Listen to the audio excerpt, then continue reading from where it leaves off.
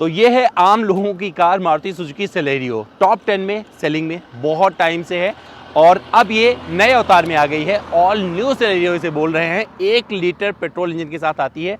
तो क्या 5 लोगों को बिठाकर ये सही से परफॉर्म कर पाएगी? तो मेरे पास हट्टे कट्टे लोग हैं, देखिए 5 लोग हो गए, गिन लीजिए 1 2 3 4 5। तो 5 लोग मुझे मिल गए हैं। अब मैं इनको साथ बिठा के इन गाड़ी में और चलाऊंगा, मैं देखूंगा कितना फर्क पड़ता है। तो सर तैयार हैं आप सर? जी। चलें? सीट बेल्ट लगा लेना आप।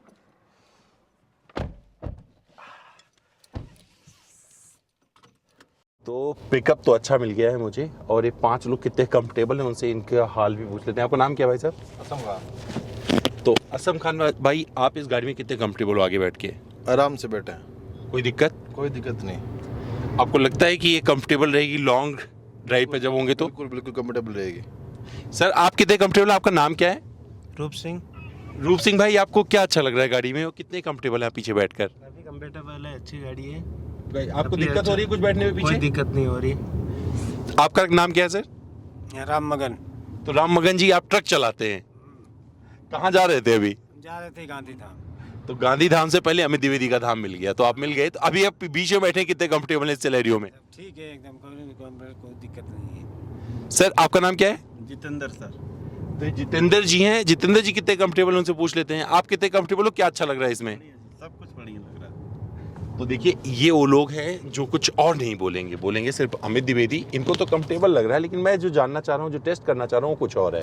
तो क्या मैं इससे वो रफ्तार पकड़ सकता हूँ? क्या मुझे वो पिकअप मिलता है? ये सब मैं जानना चाह रहा था 5 लोगों को बिठा के। तो सच बता रहा हूँ, मुझे कुछ भी फर्क नहीं पड़ा जब मैं अकेले चला रहा था। तो जैसे मैं उस समय चल रहा था, अभी भी इनके साथ भी ऐसे चल रहा हूँ। इनिशियल पिकअप में आपको थोड़ा सा महसूस हो सकता है कि थोड़ा टाइम लगा दे उठाने में, क्योंकि काफ़ी वजन बढ़ गया गाड़ी का जब 5 लोग बैठ जाते हैं और सारे लोग जो हैं हट्टे कट्टे हैं। तो आप अगर सेलेरियो खरीदते हैं और आप अपनी पूरी फैमिली को बिठाकर चलना चाहते हैं, तो अब आपको अंदाजा लग जाएगा। अगर आपके परिवार में 5 लोग हैं, अगर एवरेज हाइट वाले हैं, तो कोई दिक्कत नहीं आने वाली है। अगर उनकी हाइट ज़्यादा होगी, वजन ज़्यादा होगा, तभी कोई दिक्कत नहीं आने वाली है। जैसा कि मैं आपको दिखा सकता हूँ इस गाड़ी में बिठा के। तो ऑटोमेटिक में चला रहा हूँ अभी, ये ऑटो गियर शिफ्ट वाली है। तो इसके आधार पर मैं कह सकता हूँ कि इसमें कोई दिक्कत नहीं होगी। जब आप अगर ये सोचकर खरीद रहे हैं गाड़ी कि भैया थोड़ा सा इंजन अंडर पावर होने वाला है, तो ऐसा कुछ नहीं है। और अभी मैं एक स्पीड ब्रेकर से निकल रहा हूँ, आराम से निकाला है, आप बिलीव नहीं करोगे, इसमें से किसी को पता नहीं चला होगा। सर किसी को पता चला है? नहीं बिल्कुल नहीं चला। तो इसका जो सस्पेंशन सेटअप है बहुत अच्छा है और मैं कुछ ऐसा ही उम्मीद कर रहा था, क्योंकि जिस तरीके से मारुति अपनी गाड़ियों में प्रयोग करती है, जो नए नए तरीके से वो लोग लेके आने की कोशिश करते हैं, यहाँ पर जो रिफाइनमेंट दिखाते हैं, यही वजह है कि हर कोई मारुति की गाड़ियों को पसंद करता है और मारुति सबसे ज़्यादा बिकती है।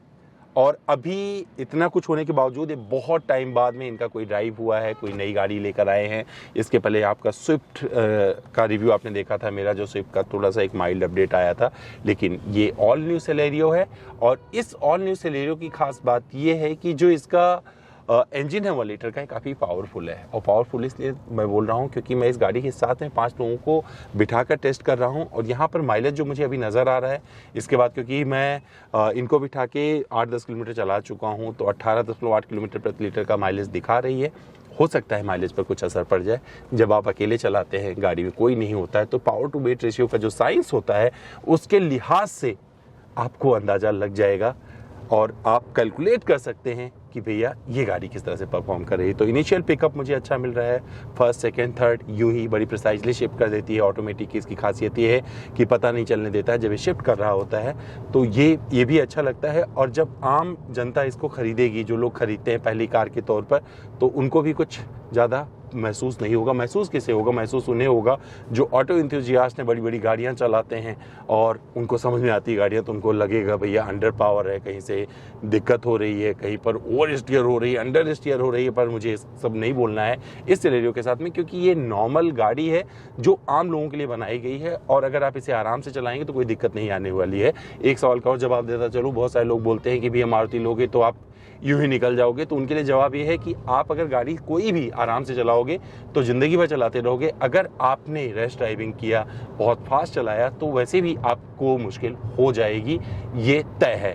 तो जो मैं अपनी चीज़ें स्थापित करना चाहता था इन लोगों के साथ में वो हो गया है। एक चीज़ बताता चलो, जब ये लोग पीछे बैठे हैं तो मुझे इसमें IRBM में जो नज़र आ रहा है, तो इनके सर दिख रहे हैं। तो एक इसकी कमी नहीं बोलेंगे, क्योंकि गाड़ी छोटी है तो ये तो होना ही था। जहाँ से निकल रहा हूँ ये खुला हाईवे है और थोड़ा सा ट्रैफिक मिला था। मुझे नहीं पता कि ट्रैफिक में इतने लोगों के साथ में कैसे परफॉर्म करेंगे, बट मैं बता सकता हूँ कि कोई दिक्कत नहीं होने वाली है।